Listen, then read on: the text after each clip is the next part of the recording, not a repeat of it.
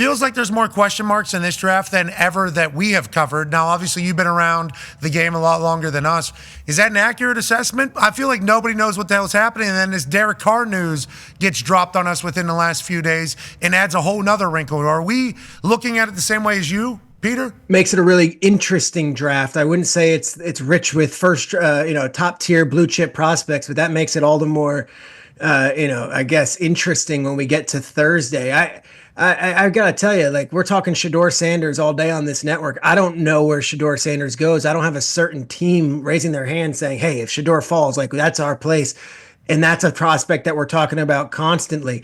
You go name by name, and really there's only two blue chip prospects across the board when I talk to these GMs, and that's Abdul Carter and Travis Hunter, and then Ashton Genty's one of those guys, but you wouldn't draft him likely in the top 3.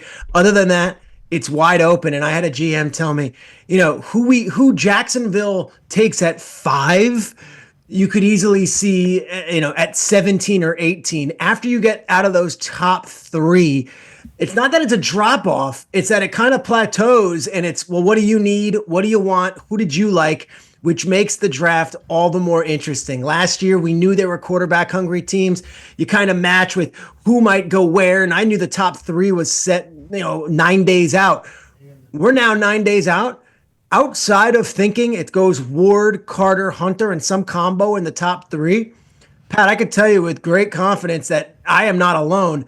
Nobody knows where it goes from there. And really, what's so interesting is that after the one quarterback, Cam Ward, you've got a wide open list of possibilities as to the teams that are drafting quarterbacks, where they're drafting quarterbacks, and on what day they're going to end up getting a quarterback. How many of those quarterbacks are in the conversation? Because Shedeur was considered the clear-cut number 2 quarterback in this draft class behind Cam Ward. Then Jackson Dart's name seemingly gathered a lot of steam. Now Jalen Milroe allegedly has a private workout with the New York Giants this week as well. I'm a fan because I watched him in a playoff run, even though he had a bad combine, of Will Howard. There's a lot of different potential outcomes for a lot of these different quarterbacks.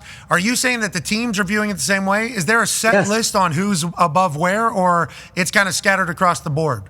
Unlike any other year, it's wide open. And I think the Kenny Pickett year is unfair to these guys because I think this is a better class than that. And that was Kenny Pickett and Malik Willis and what was his name from Cincinnati? Ritter. Ritter. That was that draft class, and those guys kind of fizzled out. This year's draft class, like, I spoke to a GM who I really trust and is really good, and he's like, well, if you're looking for the best pure thrower of the ball, it's Tyler Shuck out of Louisville. And I'm like, Tyler Shuck, and I'm looking at my list, and I'm like, oh, okay, and I'm looking at this list here on your board, and there are several other names, and Tyler Shuck's not one of them. Another GM I was talking to over the weekend, as I'm watching the Masters and just texting everybody and on calls about the draft, and he's like, I could easily see Milroe going late first. He's like, that's the kind of deal where you have a starter already, and then you put Milroe in for some subset packages, and then 2-3 years, who knows? Jalen Milroe's your guy, and he's been learning for a year, and of course he can run the ball. He ran a 4.3 40 at his pro day, and he's got an awesome arm, and he's a winner, and he's about it. Like, he is a great leader. The same conversation on Milroe is, well, he was benched against South Florida a year ago, and this is where you're at. So I don't think it's a sure thing that Shedeur is the second quarterback taken. I would imagine that's what's going to happen. I would assume that's going to happen. I don't see Jackson Dart or Shuck or Milroe going before Shedeur, but anything can happen with this class. And we could look at 2 quarterbacks taken in the first round. We can look at 4 quarterbacks going in the first round. Oh. And that's not me pleading the fifth and being like, I don't want anything on my hands. I am just telling you that is what's being discussed with teams. But different than other years, they're not banging down my door to be like, what are you hearing? Like, do we need to do something to get Shedeur? It's not like anyone's doing flips over any of these other guys. Greatest mock drafter in the history of mock drafting. We're talking to Peter Schrager. Obviously has, tip of the cap to you as well, sir. I don't have a hat on, but I would if I could.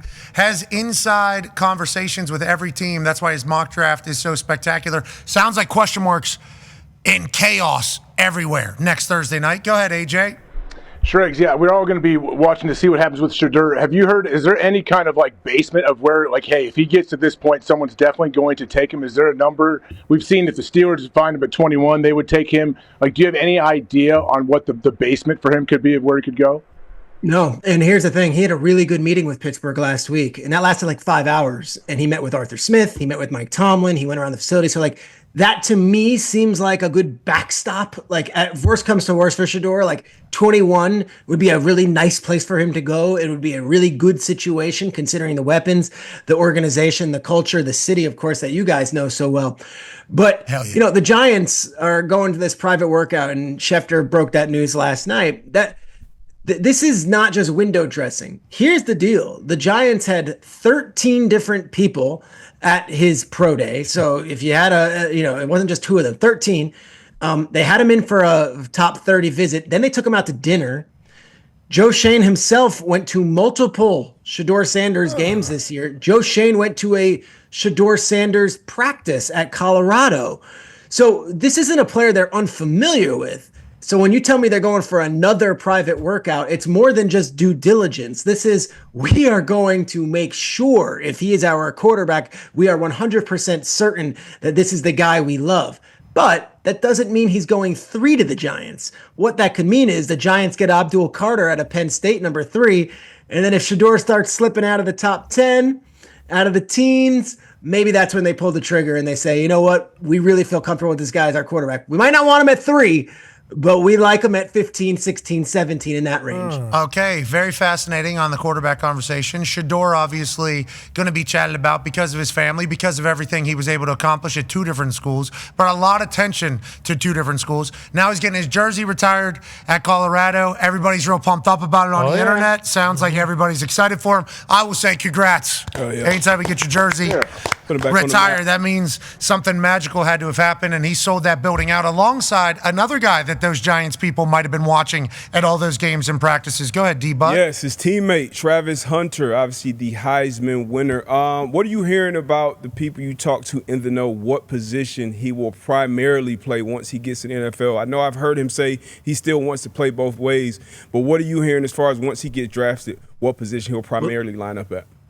There's a difference of opinion. I spoke to one team who said, I put him at wide receiver. He's the number 1 wide receiver in this draft, and he's got unlimited potential, and he is so raw at the position, D-But. They say that this guy, he's just scratching the surface. Like, his route running is not as precise as someone who's been doing it his whole life. And if you were to put him on the board with, like, Malik Neighbors and Marvin Harrison last year and Roma Dunze, you wouldn't even put him in the same conversation because he's so raw. But you put him with a good wide receivers coach, the instincts, the size, the hands, he could do it. And then you go over the defensive side of it, and he is by far, bar none, the best defensive back in this draft. However, can you at number 2 justify, I'm going to put him on the field at both positions? I'm going to have him as our number 1 or 2 wide receiver, and then also have him play defensive back. You can if you draft him 2nd overall. This guy played 120 snaps a game last year. I mean, insane stuff. I worked with Charles Woodson for years at Fox. Woodson was the last Heisman Trophy winner who did it from a defensive position. Yep. Charles Woodson was considered this 2-way player, the special teams demon. Charles was like, I played 30 snaps, the season. Like, it wasn't the same thing. This guy's doing stuff that is unprecedented.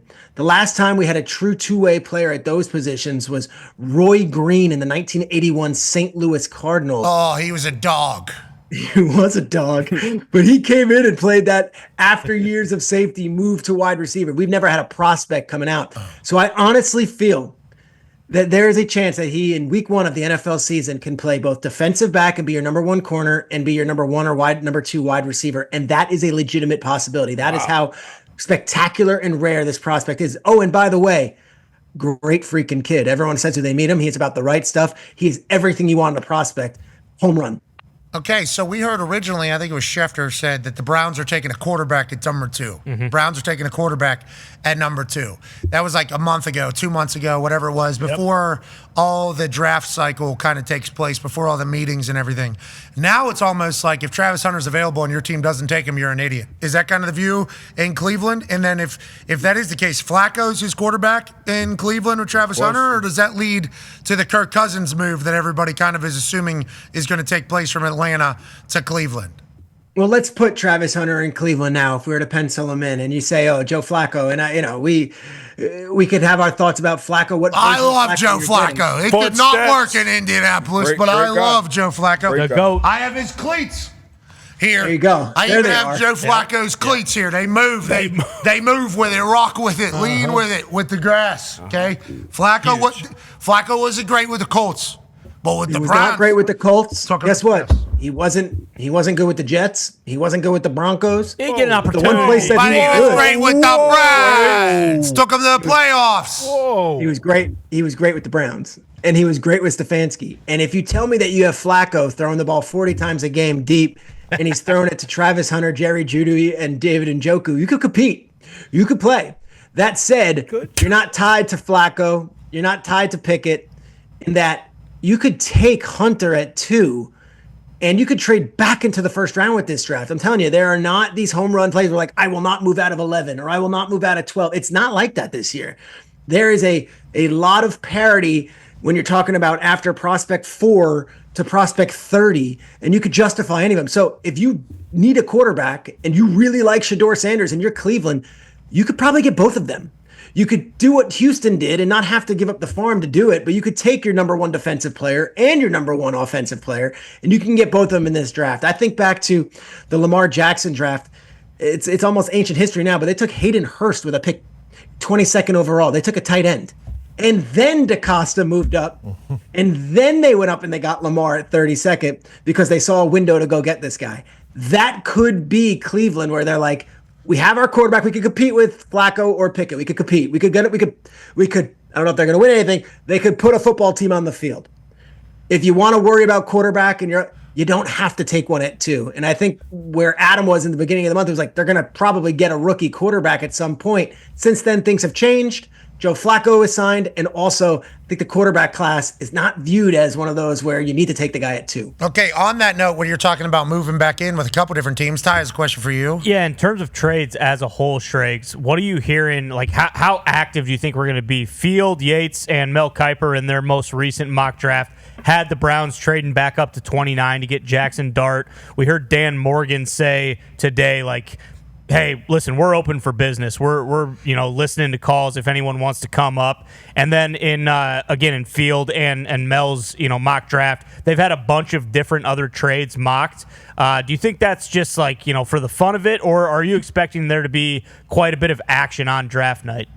When we were in Vegas that year for the draft, I think there was like 15 trades in the first round. I asked a head coach, I said, what are you hearing? Do you think it's going to be one of those? And he said, this is the stick and pick draft. I go, okay, well, that's not as exciting. He's like, I don't see the prospects where people are going to be jockeying in the first round to go up and get players. The quarterback position makes it interesting. So there are those sweet spots, right? New Orleans, obviously, if Derek Carr is not going to be there, there's a need at quarterback, unless you're going to just roll out Rattler and say, we'll roll the dice and then maybe get Arch Manning next year, which who knows, could be a possibility. But 9 seems like a spot, a pressure point for that. And of course, the Steelers or the Giants or the Browns could be teams that are maneuvering to move up and make that pick. I look across this list of logos though, and like, I don't see the Raiders taking a quarterback. They signed Geno to an extension. It's like they're not picking him to only have him there for 1 year. And you go across the board, it seems like everyone's pretty much spoken for. So Steelers, Browns, Saints, and I would put in I would probably say the Jets are a possibility to get back in the first round if they're desperate to get a quarterback or they want to have one in addition to Justin Fields. That's kind of what you're looking at. And to me, there's not enough burning hot desire to move up to get one of these quarterbacks where we're going to see a ton of jockeying to do so.